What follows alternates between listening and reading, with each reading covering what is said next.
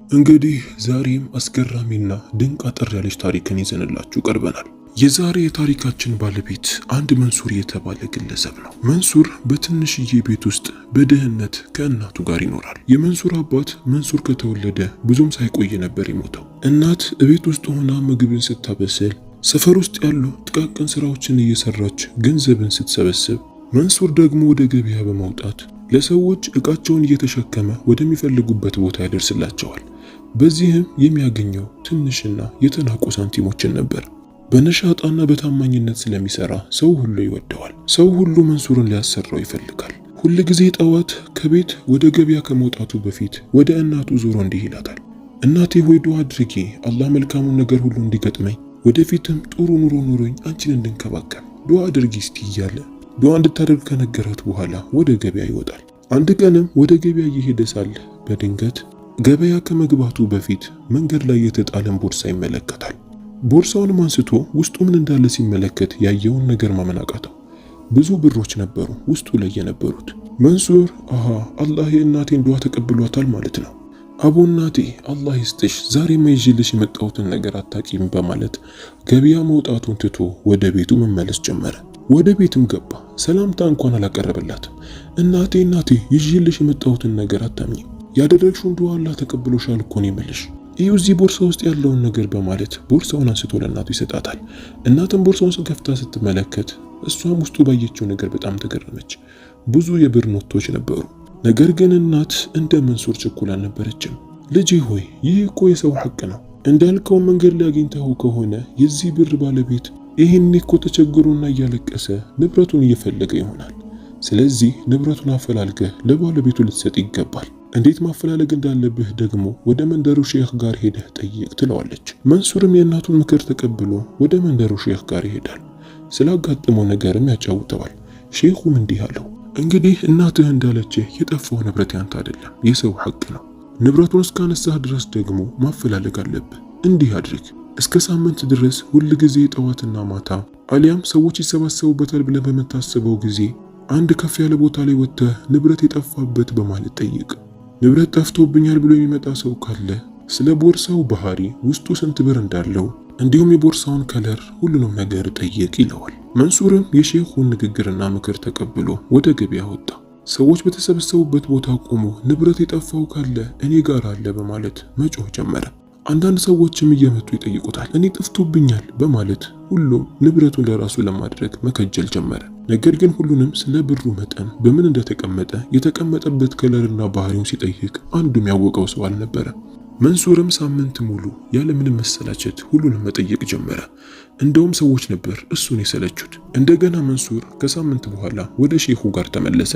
ሳምንት ሙሉ እንዳፈላለገውና ባለቤቱን እንዳላገኘው ይነግረዋል። ሼኹም ጥሩ አድርገሃል፣ አሁን ደግሞ ለአመት ታፈላልጋለህ። አሁን ስታፈላልግ እንደሌላው ጊዜ በየሳምንቱ ጠዋትና ማታ አይደለም የምታፈላልገው፣ ምናልባት በወር አንዴ ካልሆነም ደግሞ በሁለት ወር አንዴ እያረካ አፈላልግ።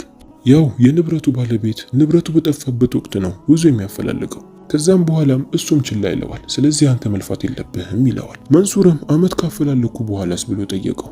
ሼኹም አመት ካፈላለክ በኋላ ንብረቱን መጠቀም ትችላለህ፣ በፈለግከው ነገር ላይ ማዋል ትችላለህ። ነገር ግን አሁንም ማወቅ ያለብህ ንብረቱ አሁንም ያንተ ሐቅ አይደለም። ከአመት በኋላ አይደለም ከ10 ዓመት በኋላ እንኳን ባለቤቱ መልሶ ቢመለስ ንብረት አለኝ አምጣ ካለህ ንብረቱን የመመለስ ግዴታ አለብህ። ግን ከአንድ ዓመት በኋላ እንደፈለግ ትጠቀምበታለህ ይለዋል። መንሱርም የሼኹን ምክር ተቀብሎ ንብረቱን አግባብ ባለበት ቦታ ለእናቱ እንድታስቀምጥ ከነገራት በኋላ ወደ ስራው ይወጣል። አንዳንዴ በወር አንዴ፣ አንዳንዴ በሁለት ወር አንዴ ሼኹ እንደነገረው ማፈላለግ ጀመረ። አንድ ዓመት ሞላው። እስከ አንድ ዓመት ድረስ የኔ ነው የሚል ሰው አልነበረ። ከዓመት በኋላ መንሱር ንብረቱን ሸሪያ እንዲጠቀም ስለፈቀደለት በንብረቱ አነስ ያለችን ለማጓጓዣ የምትሆንን መኪና ይገዛል። አሁን መንሱር የሰዎችን ዕቃ እየተሸከመ አንዳንዴ ደግሞ ሰዎችንም እየጫነ ወደሚፈልጉት ቦታ ያደርሳቸው ጀመር። በዚህም ጥሩ ገቢያንና ጥሩ እንቅስቃሴን ማድረግ ጀመረ። አሁን ከእናቱ ጋር ከበፊቱ የተሻለን ህይወትን ይኖራሉ። አንድ ቀንም መሽቶ ወደ ቤቱ እየተመለሰ ሳለ ሁለት ሰዎች ከአንድ ሴት ጋር ቆመው የሚሄዱበት ቦታ እንዳለና መንሱር እንዲያደርሳቸው ይጠይቁታል። መንሱርም መሽቶ ጥሏቸው ሊሄድ አልፈለገም። እሺ ግቡ በማለት ወደ ውስጥ ያስገባቸዋል። የሚሄዱበት ቦታ እሱ ከሚሄድበት ብዙም ይራቅ አልነበረም። በዚህም እግረ መንገዴን አደርሳቸዋለሁ በማለት እነሱን ጭኖ መገስገሱን ጀመረ። ሁለቱ ወንዶች ዳርና ዳር ቁጭ ብለው ፊቷን የተሸፋፈነች ሴት ደግሞ መሃል ላይ ቁጭ ብላ ትሄዳለች። መንሱር በፊት ለፊት መስታወት አሻግሮ ሲመለከት ልጅቷ እንደፈራች ያስታውቃል። ሁለቱ ወንዶች ደግሞ ድምጻቸውን አንሾኳሽኮ የሚያወሩት ነገር አለ። መንሱርም በጣም ፈራ። የፈራው ለራሱ ህይወት ብቻ አልነበረም። መሃል ላይ ያለችውም ልጅ ከፍርሃት የመጣ እያለቀሰችና እየተንቀጠቀጠች ነበር። ይህንንም ነገር ደግሞ መንሱር በደንብ አስተውሏል። ምን ማድረግ እንዳለበትም ግራ ገባው። እስከሚፈልጉት ቦታ ሊያደርሳቸው አልፈለገም። በመሃልም አውቆ በኃይለኛው ፍሬን ይዞ መኪናውን ያቆመዋል። ወይኔ መኪናው ተበላሸች ማለት ነው በማለት አውቆ ከመኪናው ላይ ወርድና የፊት ለፊት የመኪናውን ከፈን ከፍቶ መነካካት ጀመረ። ምንም የተበላሸ ነገር ግን አልነበረም። እሱ ዘዴን ለመጠቀም አስቦ እንጂ። ትንሽ ከነካካውና ራሱን በደንብ ካረጋጋ በኋላ ከፈኑን ዘግቶ እንደገና ወደ መኪና ሄደ። እባካችሁ ግፉልኝ፣ ካልገፋችሁት አይነሳም በማለት ሁለቱ ወጣት ልጆች መኪናውን እንዲገፉለት ያስወረዳቸዋል። ከኋላ ሆነው ምንም ያላወቁት ሁለት ልጆች መኪናውን መግፋት ጀመሩ። ትንሽ እንደገፉም ቀስ በቀስ መኪናዋ መንደርደር ጀመረች። ወዲያውኑ መንሱር የመኪናውን ቁልፍ አስነስቶ በፍጥነት እነሱን ጥሏቸው መሄድ ጀመረ። ልጅቷም ተረጋጋች፣ ደስ አላት። ይዟት የሚሄደው ወደ ቤቱ ነበር። ለእናቱም ሰላምታ ከቀረበላት በኋላ ያጋጠመውን ነገር ሁሉ ይነግራታል። እናትም አይዞሽ አትፍሪ፣ እኒህ ሁለት ልጆች ለምንድነው ሊገድሉሽ የፈለጉት? ምን አድርገሽ ነው በማለት ይጠይቋታል። ልጅቷ ግን ልትናገር ፈቃደኛ አልሆነችም። ዝም ብላ ቁጭ አለች። በዚህም መንሱርና እናቱ ሊያስጨንቋት አልፈልጉም። ችግር የለም አትጨነቂ፣ በፍጹም እንድትጨነቂ አልፈልግም በማለት እናት ያንን ጥያቄ ማንም ሳያነሳባት ከነሱ ጋር መዋል ጀመረች።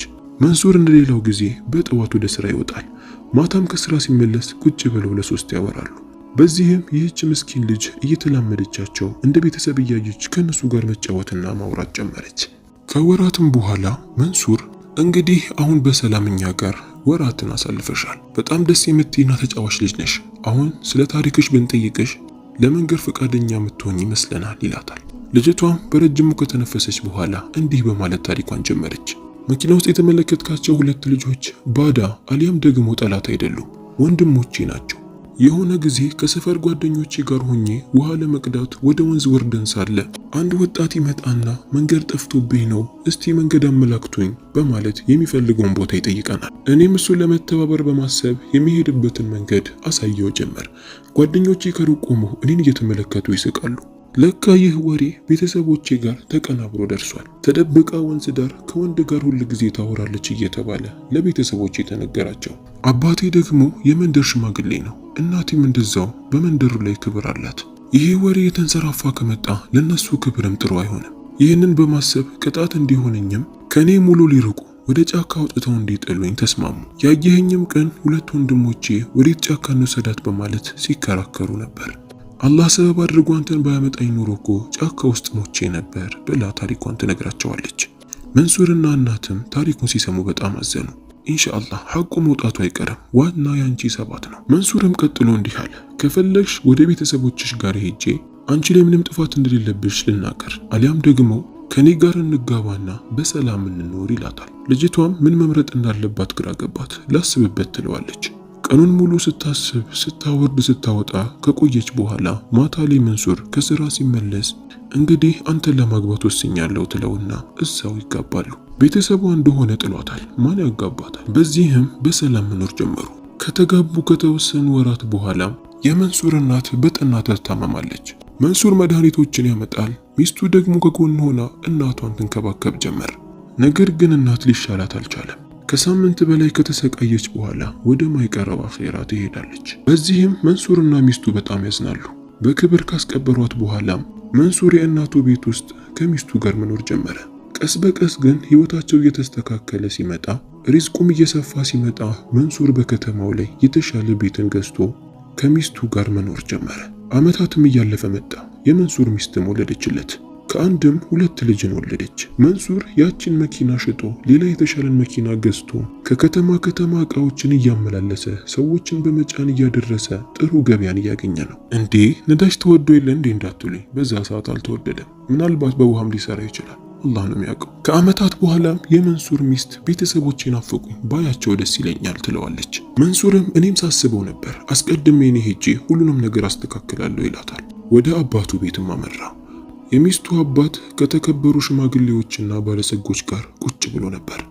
ወደ እነሱ ጋርም ሰላምታ አቅርቦ ከገባ በኋላ ለአባት ሴት ልጁ በህይወት እንዳለች፣ ሁለት አረመኔ ወንድሞቿ ሊገሏት ሲያስቡ ከእጃቸው አስጥሎ ወደ ቤቱ እንደወሰዳት፣ እንዳገባትና አሁን ጥሩ ህይወት እየኖረችና ሁለት ልጅን እንደወለደች፣ ምንም ጥፋት እንደሌለባት አስረግጦ ለአባቷ ይነግረዋል። አባትም ይህንን ሲሰማ በጣም ደነገጠ። አልሐምዱሊላህ አለ። ውሳኔውን ከወሰንኩኝ በኋላ በጣም ጨንቆኝ ነበር። እረፍት የነሳኝ ነገር ነበር። በዚህ ሁኔታ ላይ እንዳልሞት አላህን ብዙ ጊዜ ለምኜዋለሁ።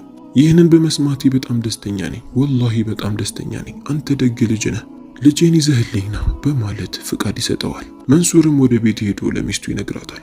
ሚስትም የተሻለ ልብስን ለብሳ ልጆቿን ይዛ ከመንሱር ጋር እንደገና ወደ አባቷ ቤት መጣች። ሁሉም ሊገሏት ያሰቡ እሷን በመጥፎ የጠረጠሯት ሁሉ አንገታቸውን ደፍተው ይቅርታ ጠየቋት። የሚገርመው ነገር ከሁሉም የተሻለ ህይወትን የኖረች የነበረችው እሷ ነበረች። ሱብሃንአላህ አላልኳችሁም? የዛሬው ታሪክ አጠር ያለች ናት፣ ግን በጣም ደስ የምትልና ጣፋጭ የሆነች። እንግዲህ የዛሬው ታሪክ አጠር ስላለ በጊዜ ነው የምትተኙት። ስለዚህ ከእንቅልፋችሁ ጋር የሚሻማ ነገር የለም። ኮሜንት ስር ገብታችሁ አስተያየታችሁን አስቀምጡልን። የምመቻችሁም የማልመቻችሁ ሁላችሁም ገብታችሁ ኮሜንቱ ክፍት ነው፣ እንደፈለጋችሁ አውሩ። በቃ ይመቻችሁ። እኔ ልተኛ ነው። ሰብስክራይብ፣ ላይክ፣ ሼር ማድረጋችሁን ግን እንዳትረሱ።